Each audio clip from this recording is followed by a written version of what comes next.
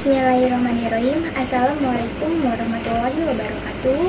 Perkenalkan, nama saya Siva Walia Putri dari kelompok 8 Madiun, mahasiswa baru Agroteknologi 1C dengan NIM 121706080. Pada kesempatan kali ini, saya akan menjelaskan bagaimana kondisi pertanian yang berada di Indonesia, lebih tepatnya di Kabupaten Bekasi. Untuk selanjutnya, jangan lupa disimak. Kondisi pertanian Indonesia saat ini berdasarkan pandangan mahasiswa pertanian Indonesia. Sektor pertanian merupakan sektor yang mempunyai peranan strategis dalam struktur pembangunan perekonomian nasional. Sektor ini merupakan sektor yang tidak mendapatkan perhatian secara serius dari pemerintah dalam pembangunan bangsa. Mulai dari proteksi, kredit hingga kebijakan lain, tidak satupun yang menguntungkan bagi sektor ini. Program-program pembangunan pertanian yang tidak terarah tujuannya bahkan semakin menjerumuskan sektor ini pada kehancuran. Meski demikian, sektor ini merupakan sektor yang sangat banyak menampung luapan tenaga kerja dan sebagian besar penduduk kita tergantung padanya. Kebijakan pertanian utama Indonesia dibingkai dalam Undang-Undang Pangan 2012 yang menetapkan tujuan kedaulatan dan kemandirian pangan. Dalam praktiknya, tujuan tersebut telah mengarah pada program yang bertujuan untuk mencapai swasembada sejumlah produk pokok. Akibatnya, komponen pendukung pertanian yang paling penting di Indonesia adalah dukungan pasar kepada produsen, termasuk beberapa di dukungan negatif terhadap minyak sawit. Ada juga program bantuan pangan untuk mendukung konsumen miskin. Dukungan produsen untuk pertanian meningkat secara signifikan pada tahun 2000-an dari 7% dari penerimaan kotor pertanian menjadi 24%. Selama dekade terakhir, pengeluaran untuk pelayanan umum untuk sektor ini kecil dibandingkan dengan dukungan produsen. Mewakili 5,5% total surplus estimasi, total dukungan berjumlah sekitar 3,% dari PDB. Indonesia mempertahankan fitur utama dari pengaturan kebijakan pertanian yang diadopsi pada tahun 2012.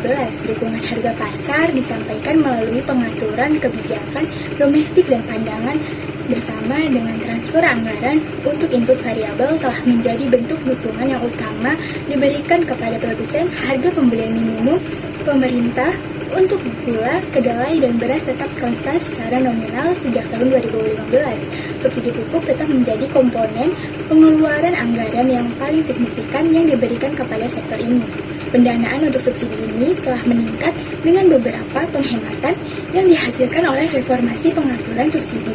Bahan bakar negara disalurkan ke bidang kebijakan ini untuk mengimbangi beberapa dampak harga tersebut.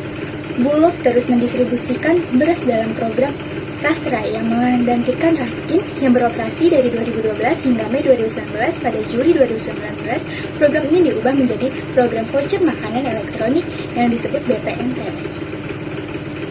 Kementerian Sosial fokus kebijakan pertanian Indonesia tidak berubah secara signifikan dalam 5 tahun terakhir. Ada kesenjangan harga yang besar antara pasar domestik dan internasional.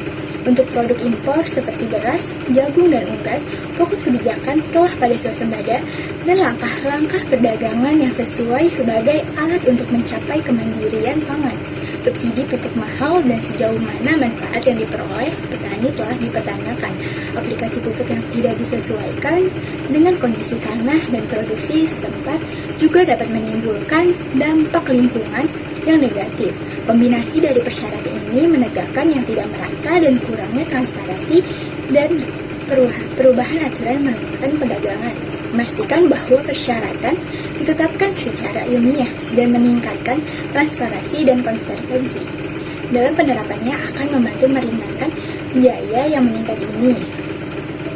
Cara mengatasinya yaitu dengan optimalisasi program pertanian organik secara menyeluruh di Indonesia serta menuntut pemanfaatan lahan untuk pertanian yang produktif dan ramah lingkungan.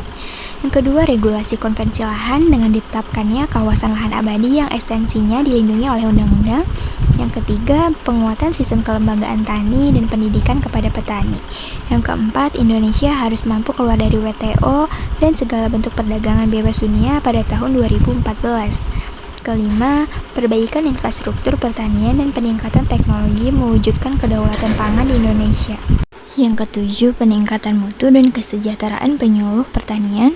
Kedelapan, membuat dan memberlakukan undang-undang perlindungan atas hak asasi petani. 9. Memposisikan pejabat dan petugas di setiap instansi. 10. Mewujudkan segera reforma agraria. 11. Perimbangan muatan informasi yang berkaitan dengan dunia pertanian.